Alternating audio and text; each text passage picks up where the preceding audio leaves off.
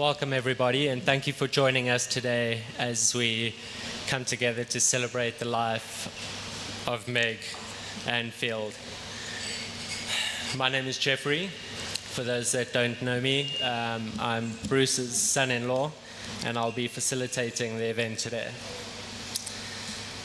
First of all, I'd like to express my sincere condolences to Bruce, Stu, Robin, the extended family, and all friends. On behalf of the family, we are truly grateful for the outpouring of love and support over the last 2 weeks. Thank you for your compassion and concern. The eulogy will be read by Robin now on behalf of Bruce.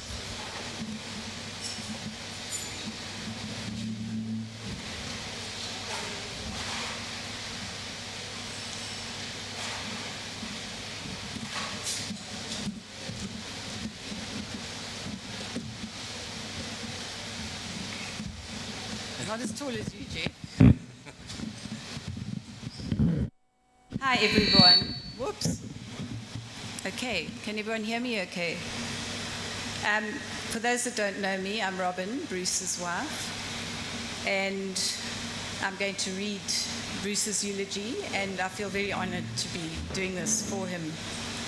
I just feel right now like a duck.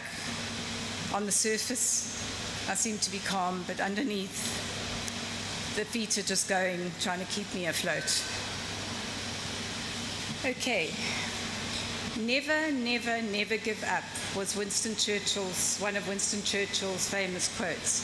And it was Megan's favorite, which came to mind so many times in her life. I think it would be fitting for me as Meg's father, with credentials as one of those responsible in the creation of her life, to open our celebration of Meggie with words from the heart, and what a life that was. Megan Ann Field, also known as Meg, Meggie, Moggs, Moggy, Megati, Megaphone, Moganini, Field Mouse, Mouse, and I'm sure many other nicknames, love names, endearments. And knowing Meg's, there was sure to be some derogatory ones too over Meggie's life, short just of 40 years. My beautiful Meg, I've had you as my daughter for nearly 40 years. You deserved many more, with you having so much to still give. And I had hoped that you would be scattering my ashes rather than us yours at such a young age. But that was not to be. In Meg's early years, she was a beautiful, delightful, sweet child, hardly ever cried, smiled a lot, and was very, very friendly to everyone. She attended the Tabili Nursery School in Blegari, Tabili meaning happiness in isiZulu, and happiness epitomized what she seemed to make others around her feel. With this emerging sweetness, she developed a strong and outgoing personality, inherited from her mother, and her quirkiness and individuality started at an early age. This did bring some surprises as they developed over the years to her mom, dad, and brother Stu. One thing that stands out in my mind was there was a TV show called Dinosaurs. Some of the older folks will remember.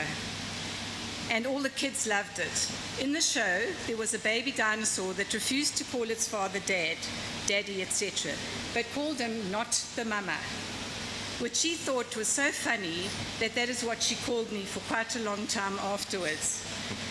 Meg grew up in a happy family home with brother Stu and 6 cousins and lots of lovely friends. Meg was always a bright spark and did well academically at both primary and high school.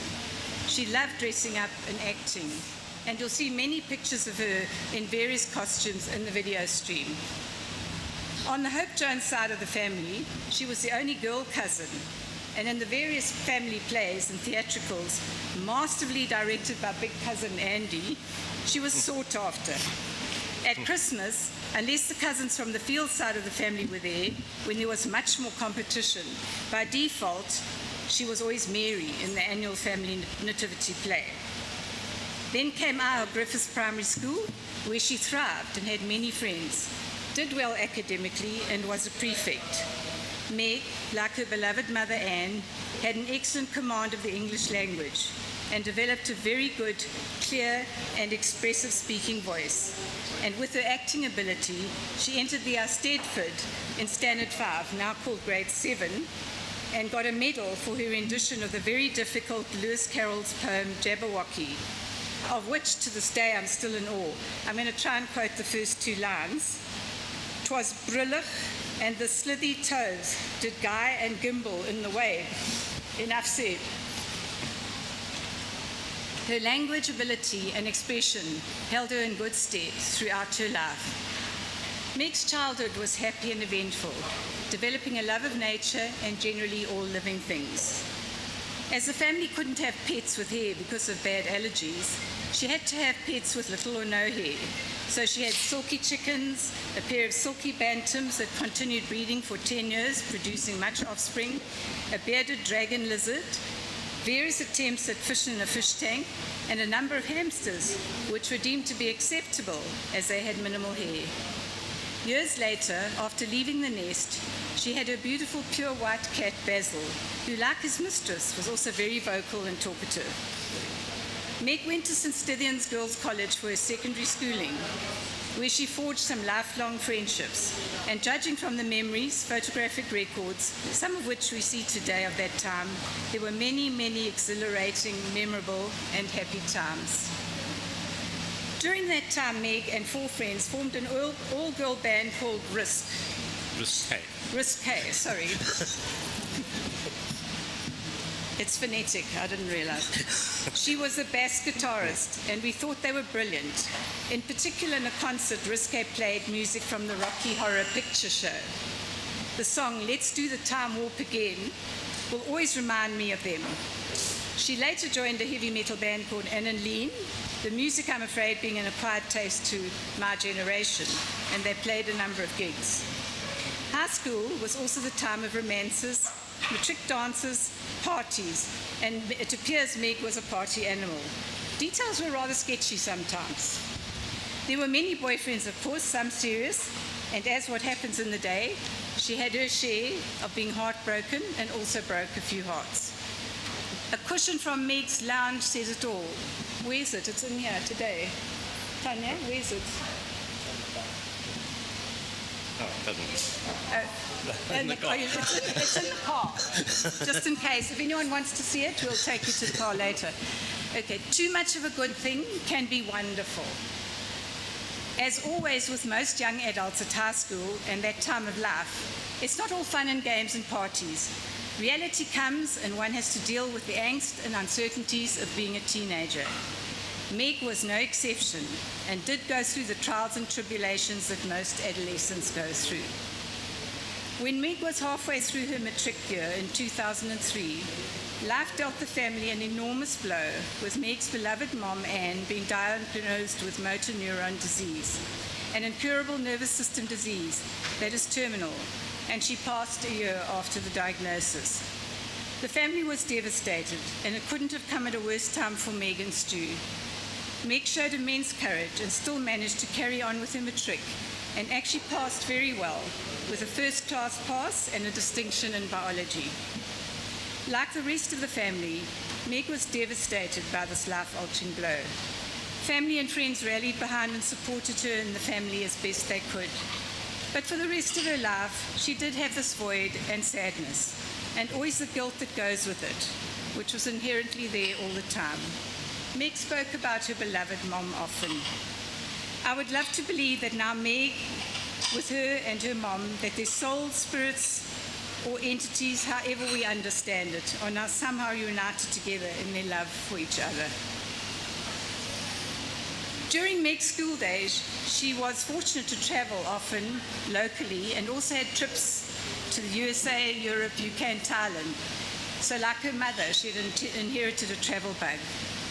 After much consideration and a false start, she decided to study zoology at Wits, second best university. Her best subject at school was biology after all.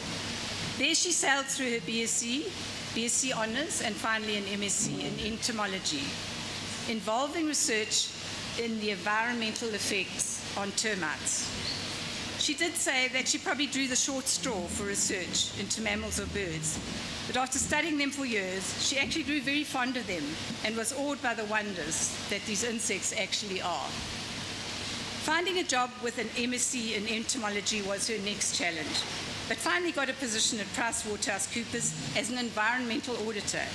And her early career, she did manage to use some of the knowledge she had gained from her studies. During this time, Meg went through some really tough times, which has since affected her life in many ways by her having to take chronic medication. Again, her courage kept her going. After a life-changing incident on the job, she decided to change her career. My Meg taught herself to write WordPress code, necessary for web design and development, over a short time, and embarked on a self-study campaign to gain the ancillary knowledge required. Over the past 7 years, she built herself up into a formidable, well-respected WordPress developer, built many and diverse websites, and by continuous learning was adding more skills all the time.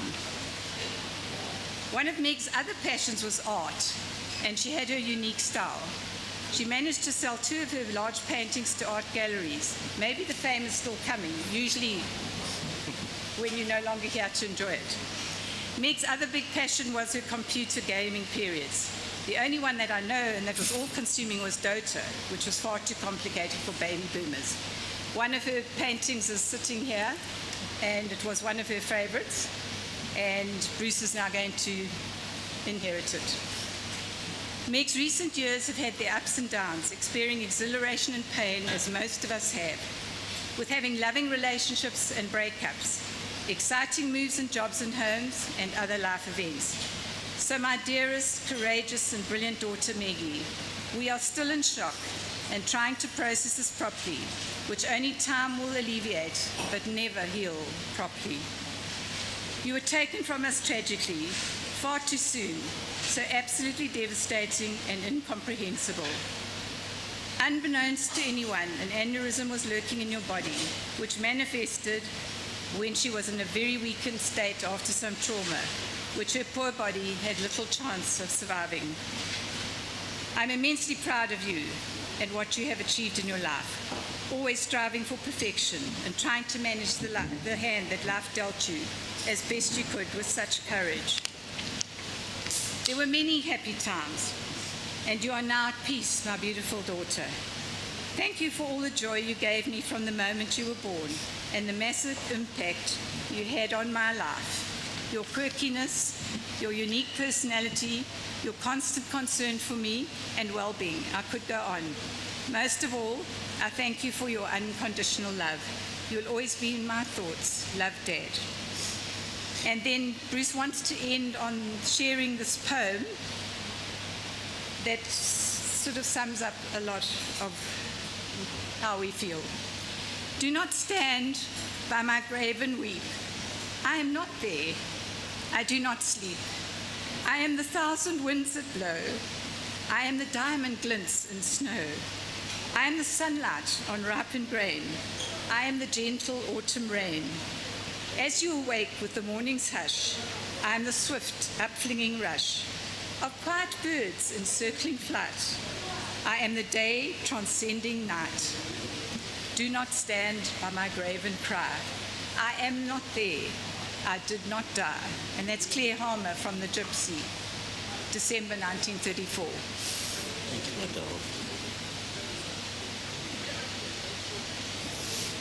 Thank you, everybody.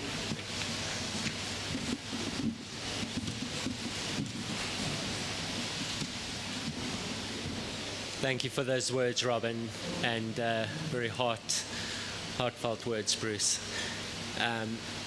Now we'll have a reading by Lauren on behalf of Meg's brother, Stu.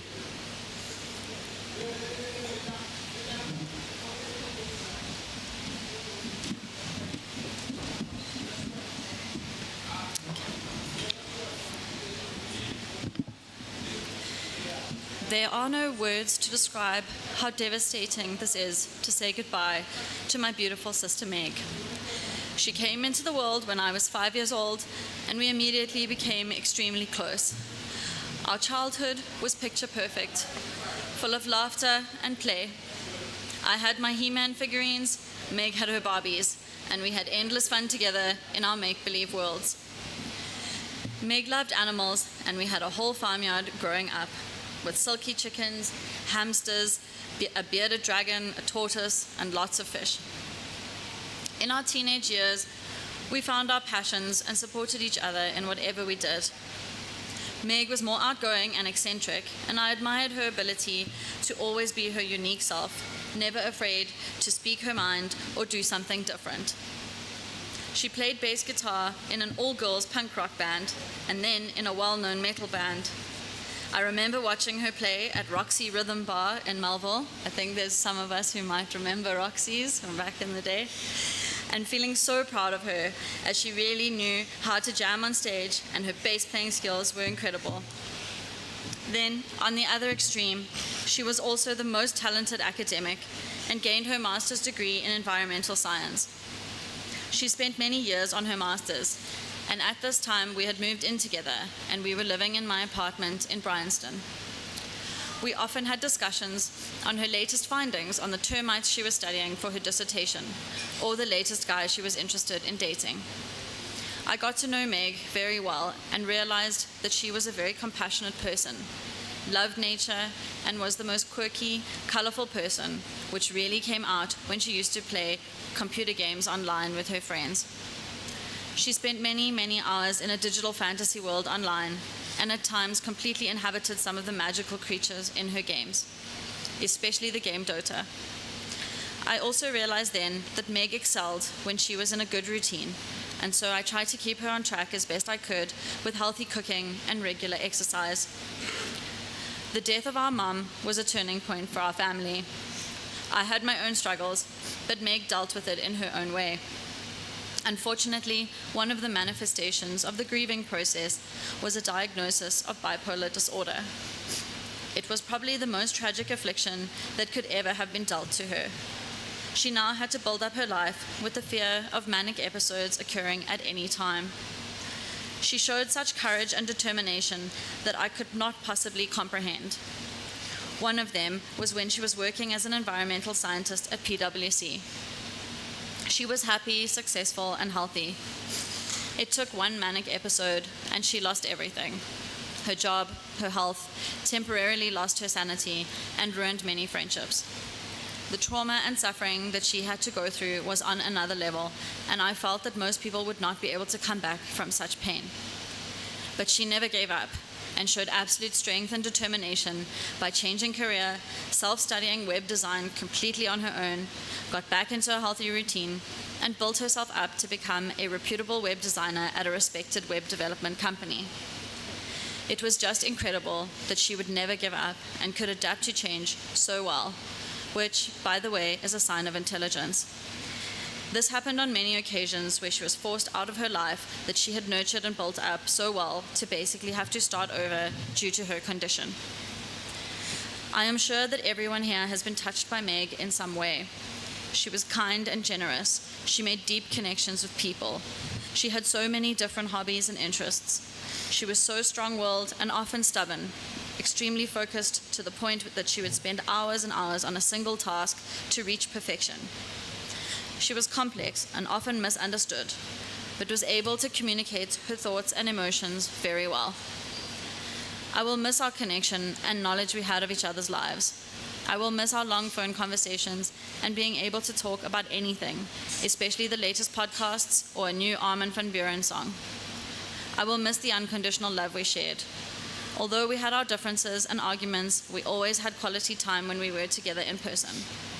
I will treasure those times forever. Over the last few years, her soul was restless. She never knew the meaning of serenity, but now I know she is at peace. Goodbye, Meg. Thank you so much. So well read.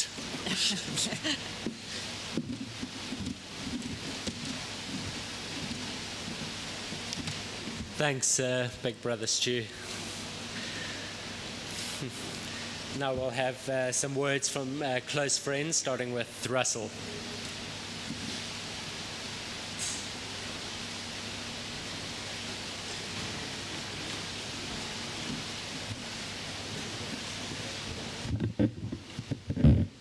Hi, thanks very much. I must admit I'm completely ill-prepared for this. And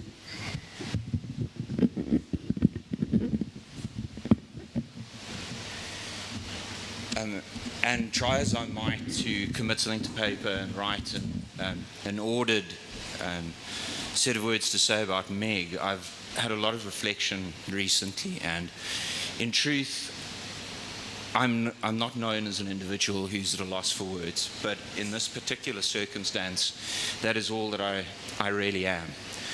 I must say to Stuart and Bruce, I just extend my love and absolute respect to the both of you. I cannot imagine what you're going through, but and especially when I messaged Bruce, and I found Bruce's reply to me to be so wise and emotionally mature.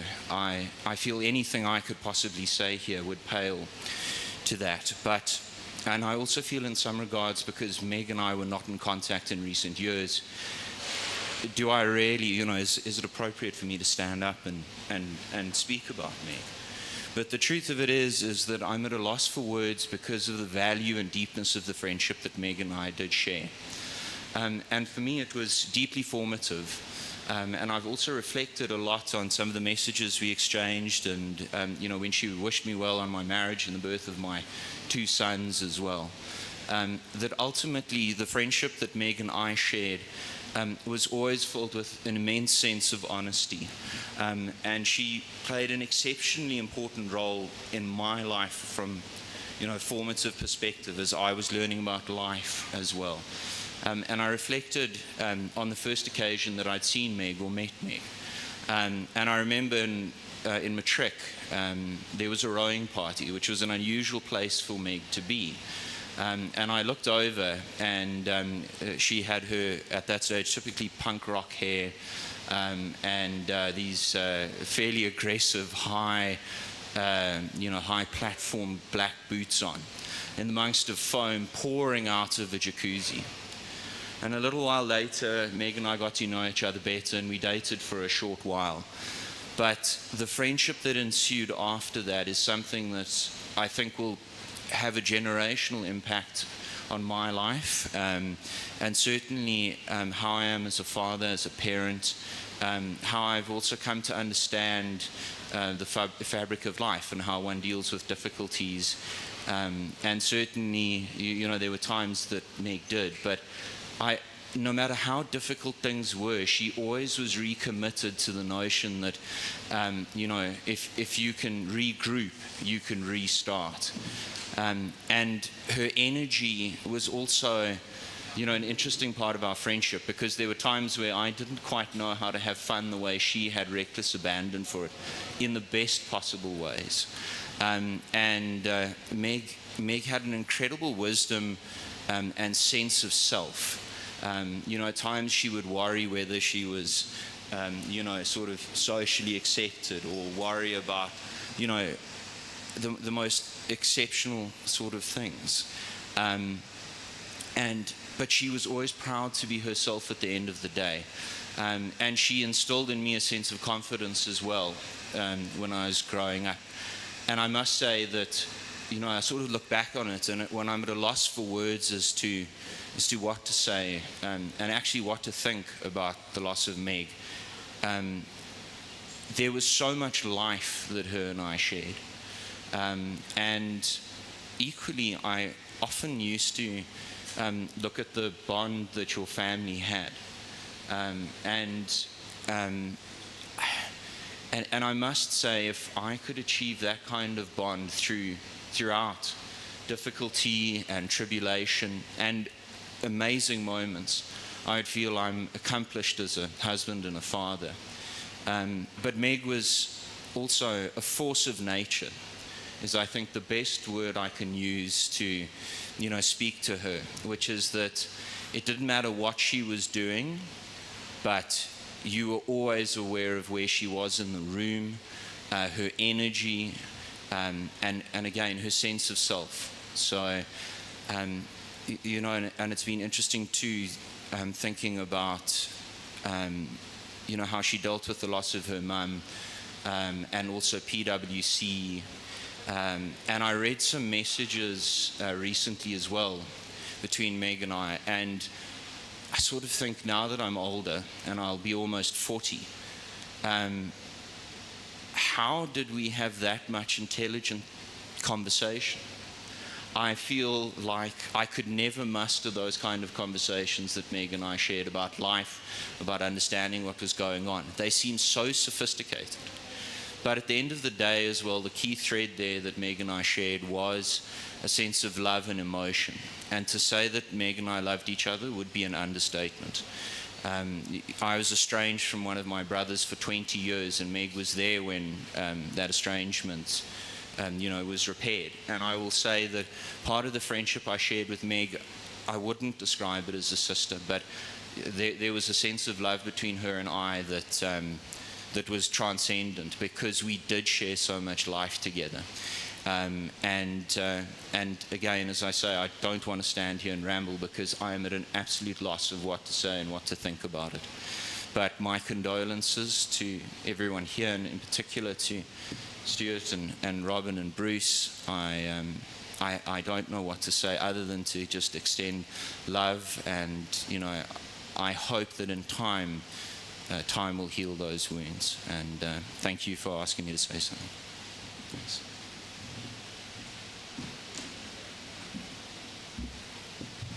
Thank you, Russell. Now, Meg McGillivray, who is Meg's childhood friend, would like to come and say a few words.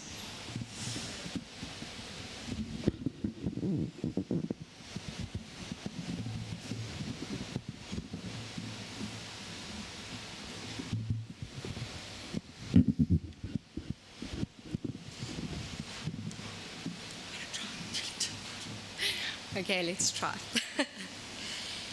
I'll keep you safe. You keep me wild. The perfect way to sum up our friendship.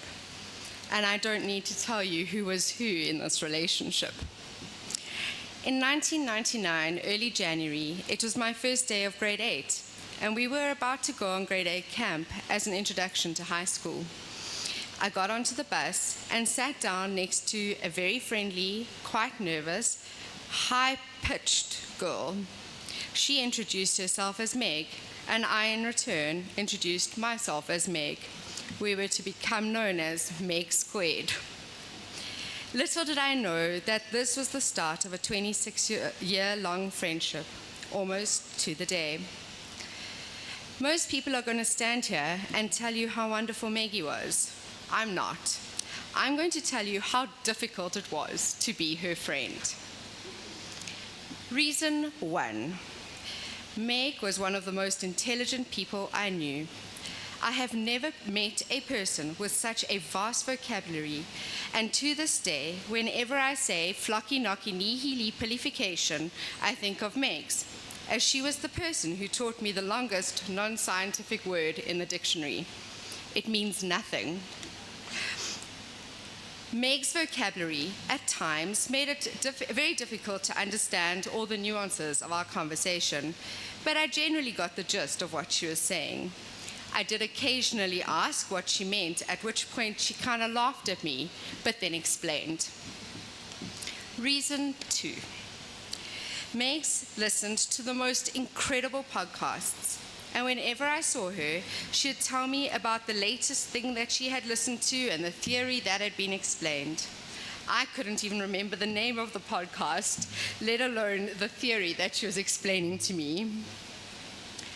Reason 3. Meg's artistic ability was unbelievable. As a grade 1 teacher, when I try to draw a banana on the board, I am regularly asked why I've called a potato a banana. I was always so jealous of Meg's abilities and loved watching her ideas become drawings and then finally paintings. But I am extremely blessed to say that I have an original Megan Field above my bed, which she painted for one of my birthdays. Reason 4.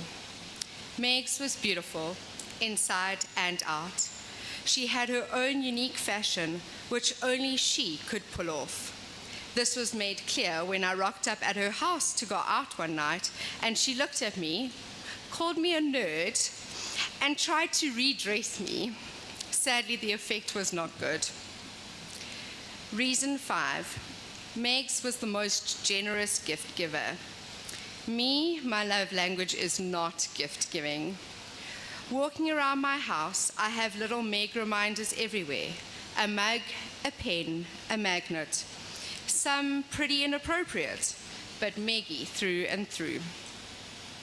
Reason 6, Megs was wild. She was extroverted and often did things which most of us only dream of doing and wouldn't even do as a dare. Her fearlessness was unmatched, and her stories, sometimes slightly shocking, but always exciting. While at the time I would worry about her, we had some good giggles when she relayed her latest antics. Reason 7, Maggie was honest, brutally so. She often called me out on my stuff, and to be fair, she accepted criticism as much as she gave it. Reason 8, Megs was passionate and brilliant at her job. I often felt bad because her work ethic was unsurpassed. She'd be working and I'd be binge watching Netflix. She regularly tried to educate me on web developing. I, however, never had a clue what she was talking about. She often, quite condescendingly, but always with a smile, tried to explain her work to me.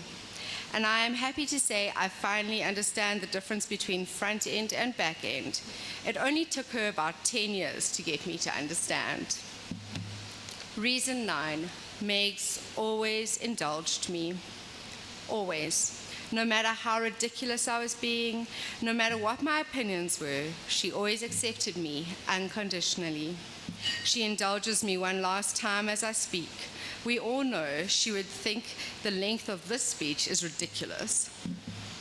Reason 10, Meg loved gaming. And as much as I know she loved me, during her Dota stage, she loved Dota more. In fact, once or twice, she kicked me out of her house because she had a game scheduled. Megs loved her family. Her father was her everything, her hero, her idol, and her favorite person in the world. Her greatest desire was to make him proud. I've known Bruce for many years, and the one thing that has always confused me is that whenever Megs was telling me a conversation about a conversation she had with her dad, she always put on a voice and swung her arm, and I have never seen Bruce do that. But it went something like this, and my dad said, "Well, Megan, I don't think you should do that." And I always just looked at her and I went, are you sure he did it like that, Megs?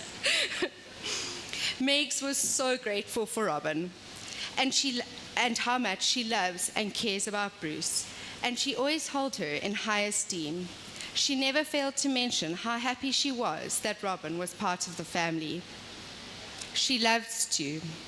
As with all siblings, there were good times and bad, but she never stopped loving him, and I mean any opportunity she had, she would boast about his brilliance, how good he was at his job, and how amazingly disciplined he was at going to gym.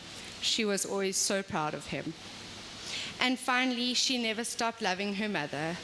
I would always message her on Mother's Day and ask how she was, and she never failed to say how much she missed Anne. My beautiful Meggie, one of the most tenacious and persistent people I have ever met. The person I went through first loves with, dances, 21sts, deaths, taekwondo competitions, and termites, and also looking for that lizard all the time. Our memories are many, our adventures fantastic, and our many, many inside jokes, though slightly inappropriate, only for us to laugh at. The friend who was there through thick and thin, We laughed together and we cried together. A person who is so different from me, yet one of the most important people in my life. I will certainly miss you calling me a prude. And the final reason that it is so difficult to be Meg's friend is that she is gone. After 26 years of speaking at the very least once a month, but generally a lot more than that, there is a hole in my life that I can never fill. And so now, Megs, I promise to try to be a little wild if you promise to keep me safe. I'll love you always and miss you forever.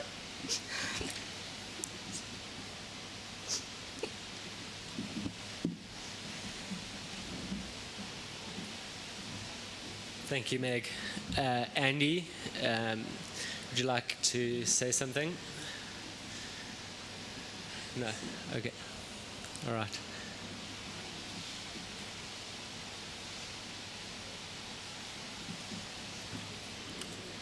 Okay. Andrea can't join us from the UK, so she did send a speech which will be read by Lauren.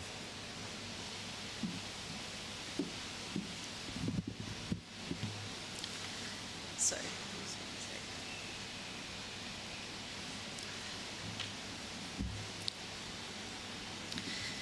Meg was such a powerhouse, a really unique individual that radiated charisma, empathy, and love for everyone she cared about. I would never have survived my high school years without Meg and her wicked sense of humor.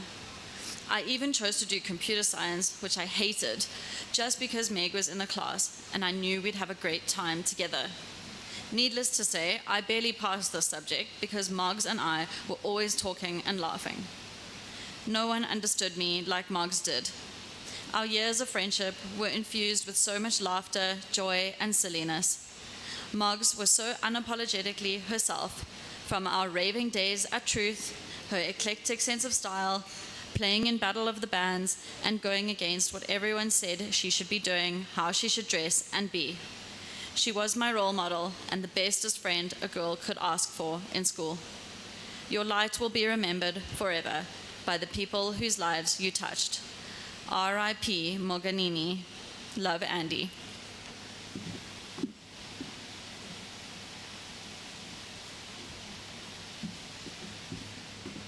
Anton, would you like to say something?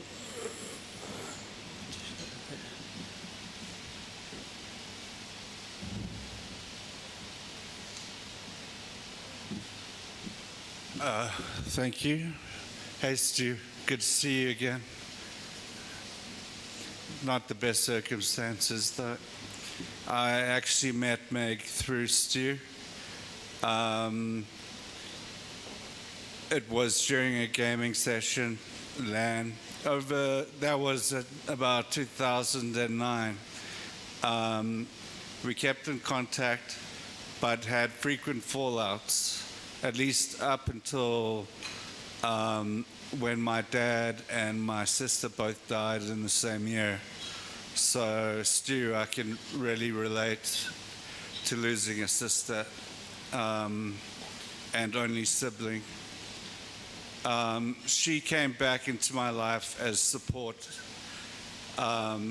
She told Jacques, her ex-boyfriend, that I had few people to talk to. So I think it was partly just her innate kindness. But we did have really awesome conversations. We talked about the AI revolution. We had plans to try and free ChatGPT so it could become the philosopher king ruler of the world, because we figured it would do a better job of running humankind than humankind does. To reiterate what others have said, she called you out on your stuff, and she wasn't afraid to. I was taken a little bit aback the first few times she did it, but then I realized it was because she's really passionate and really cares and wants to see you live your best life. and she would constantly challenge me and force me to relook the paradigms that I had incorporated into my thinking, paradigms that no longer served me.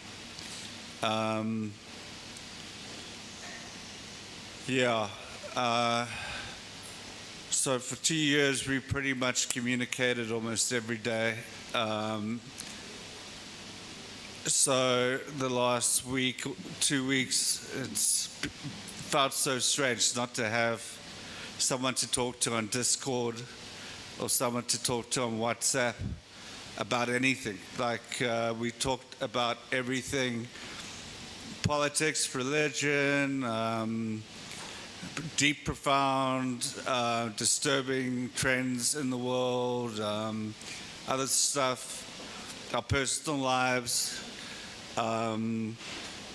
I don't have anyone else I'm as open and vulnerable to than my actual clinical psychologist. And that says something about Meg. She created a non-judgmental space. Sure, she'd call you out on your stuff, but she'd do it non-judgmentally. She just wants you to face up to problems, deviances in your thinking that are holding you back. She was, as others said, highly intelligent, but not just brain smart in terms of science and creatively intelligent in terms of art. She had a very high emotional intelligence that I think a lot of the people close to her experienced. She was a really good friend, and I'm going to miss her a lot.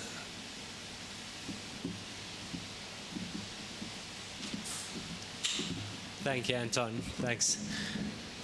Bianca, would you like to say something? Sorry, Bianca and Tanya.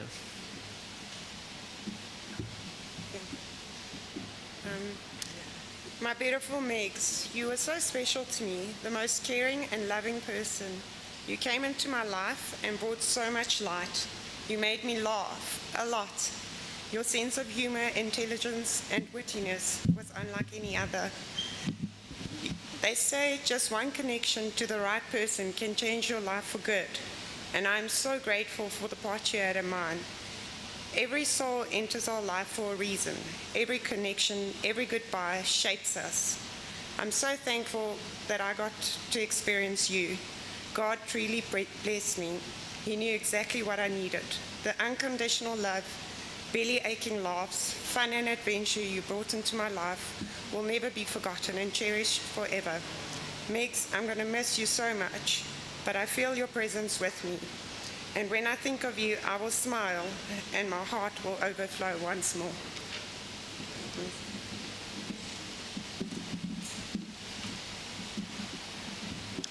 Thank you, Bianca. If I can draw your attention to the screen, we've just got a slideshow, a few images for a few minutes. And just have a watch. Yeah.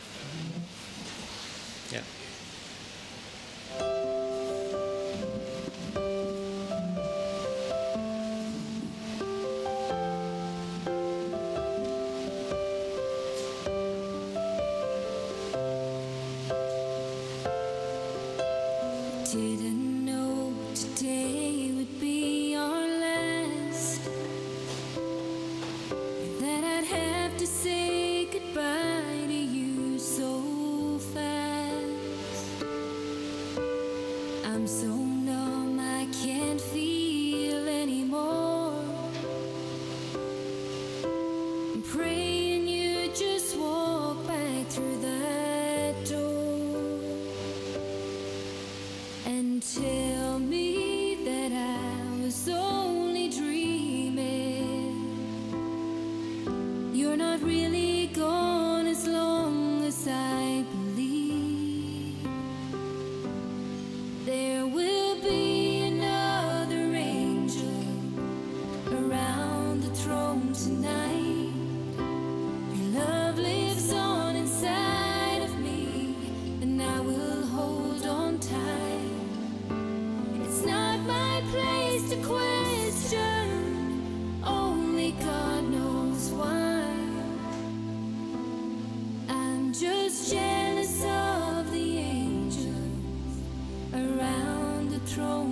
tonight.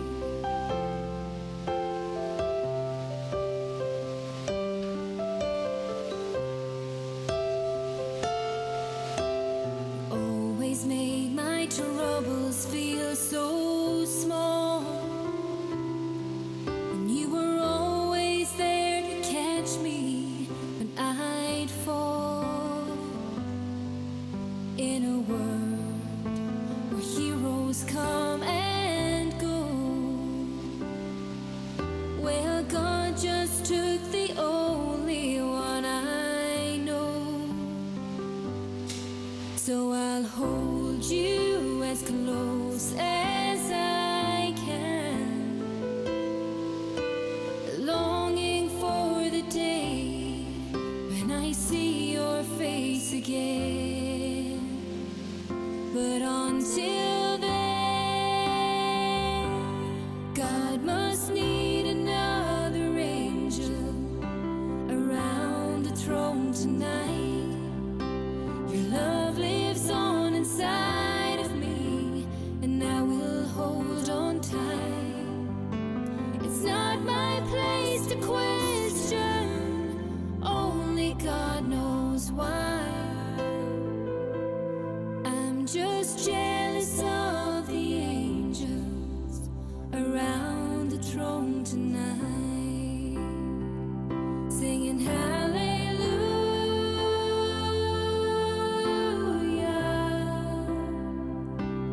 hallelujah,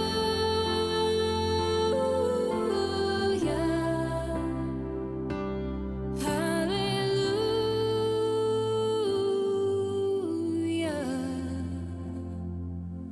I'm just jealous of the angels around the throne tonight.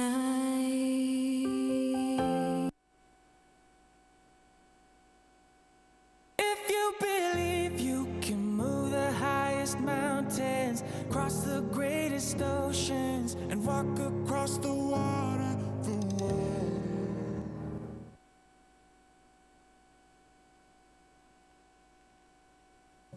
Leaves start falling when the cold wind blows, and soon get covered by the winter snow. Birds start singing when the spring rolls round, flowers blooming through the thawing ground.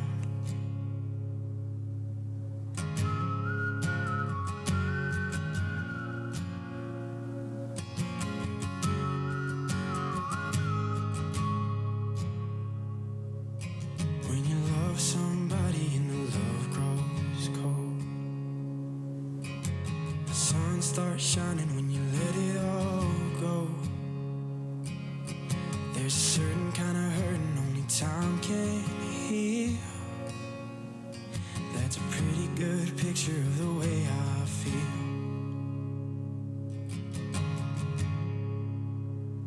I'm a little bit hurt, but a lot more free.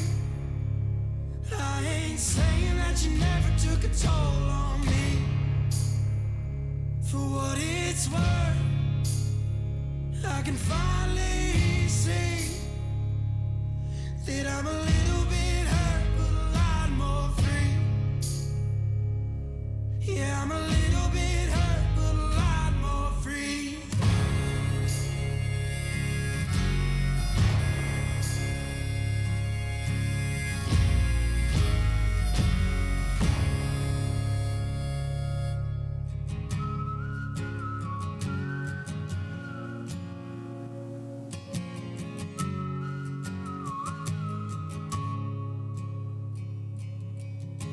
From this mountain I can see so far.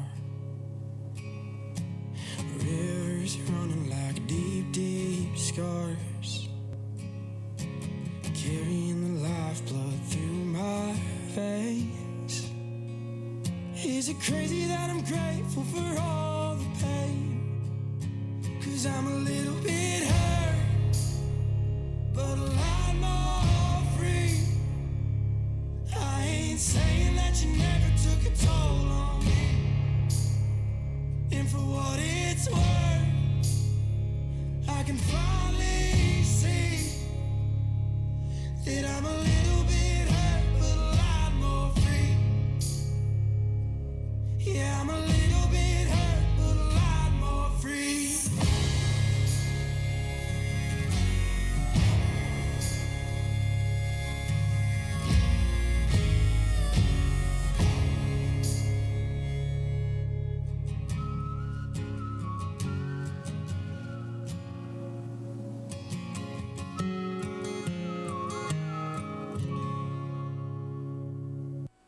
If you believe you can move the highest mountains, cross the greatest oceans, and walk across the water, you feel defeated, falling on your knees and looking up for some hope tonight.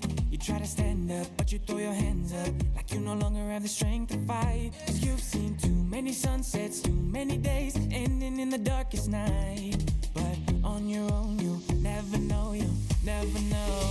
If you believe you can move the highest mountains, cross the greatest oceans, walk across the water, believe you can move the highest mountains, cross the greatest oceans, walk across the water.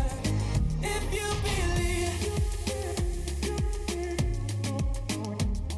They say that all you need is faith, but it's almost like you lost your way. Took a few wrong turns, took a few breaks, falling behind now looking for grace. 'Cause you need someone to lift you up, yeah, make right all the things you've done. 'Cause on your own you'll never know, you'll never know.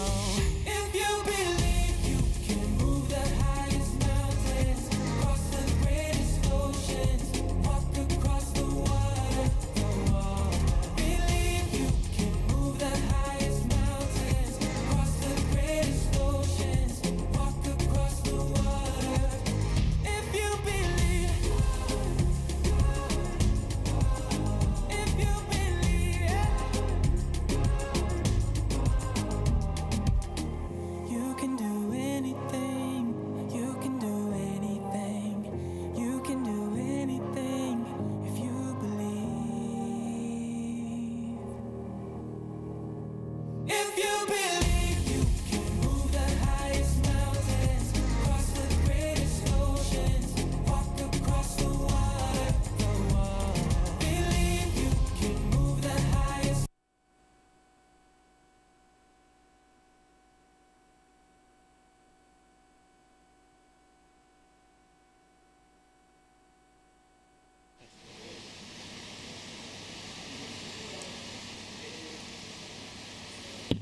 Some beautiful images there that I'm sure evoke a lot of emotions and memories for a lot of us.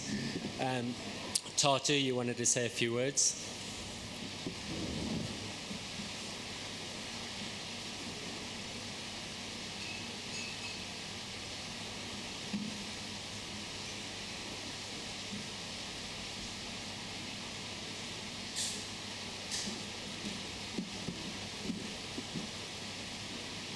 Hello everyone, my name is Tato.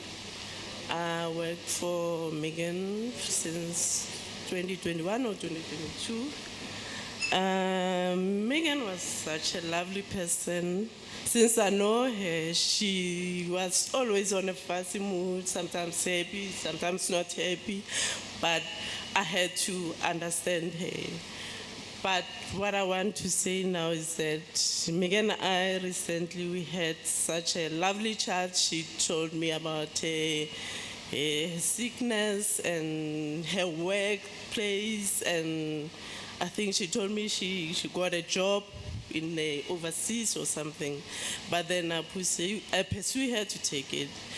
I can't believe what just happened to Megan now. It comes to my mind and goes like, is it really Megan who's gone? I can't believe it. Until today, I see so many people here to say goodbye to Megan. I've got a special message to her that I just want to read. This is a special message to Megan. You left us unexpected. When you were sick, we know you were always a fighter.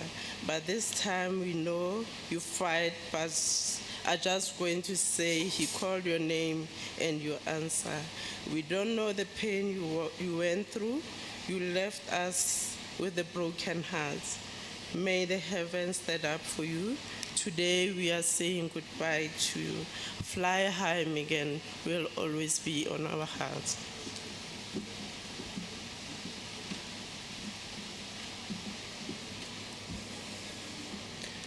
Thank you, Tatu. Al, would you like to say something?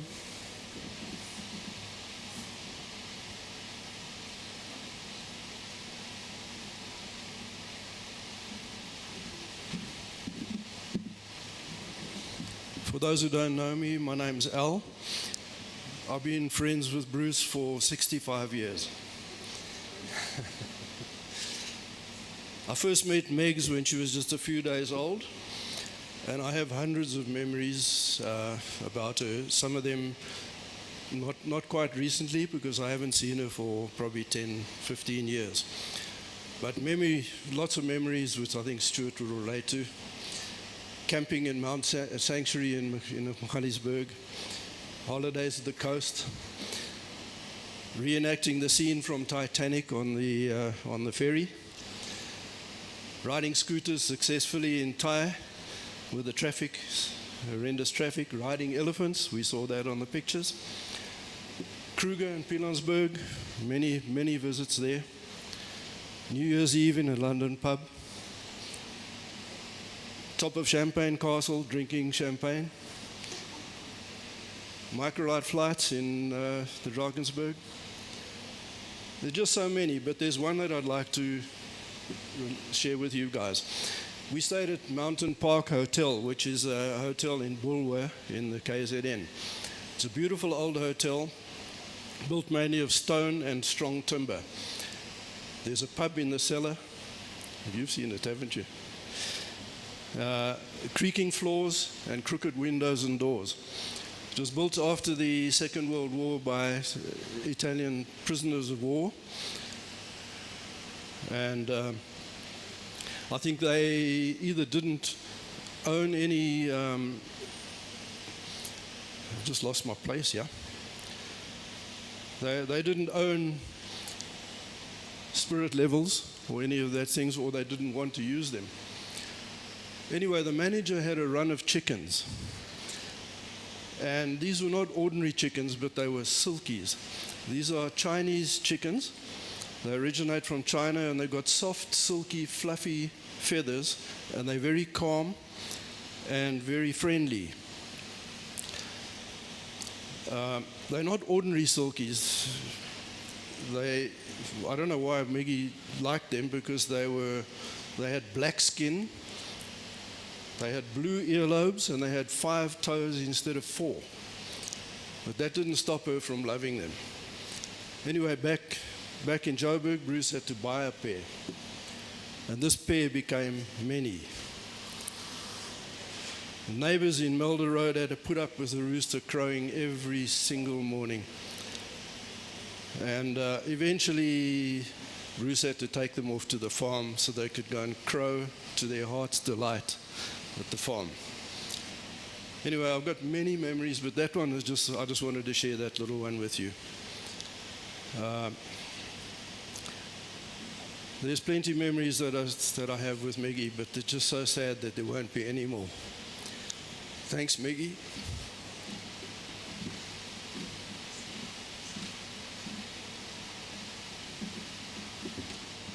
Thank you, Al.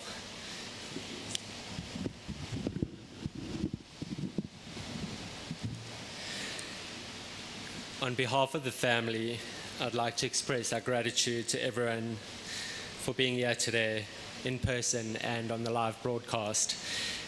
Just some thank yous before we wrap up.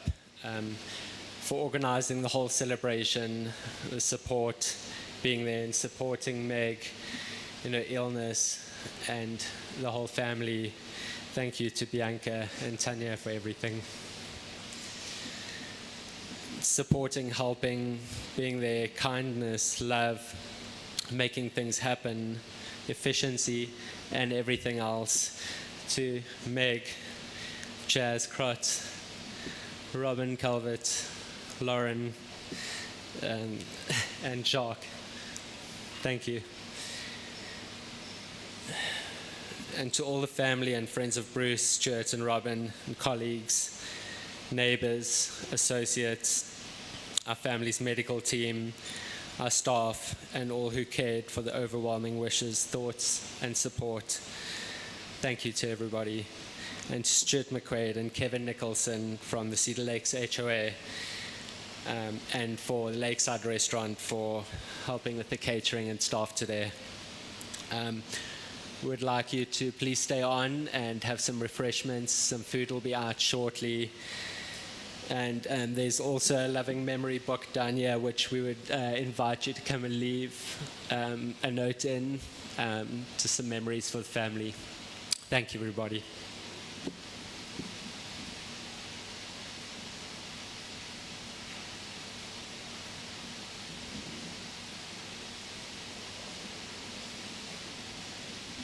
Sorry, one more thing. If there's anybody else that would like to say anything, you're more than welcome.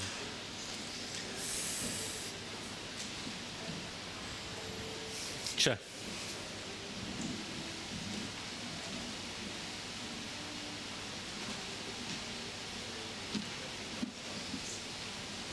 I'm not sure if everyone here was aware that Meg also had an absolutely extraordinary singing voice, which she was unnecessarily shy about, despite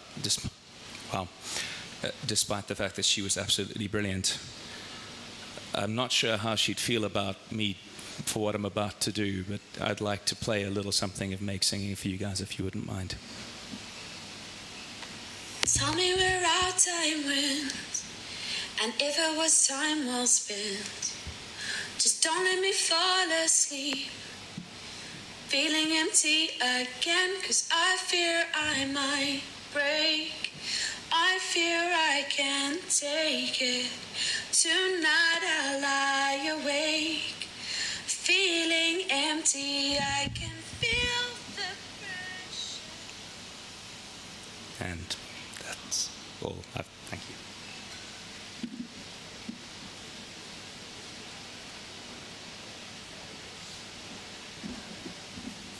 Thanks, that was beautiful. All right, thank you everybody for joining us today. Please hang around and chat, and like I said, there'll be refreshments, and there we go, on cue, food and music.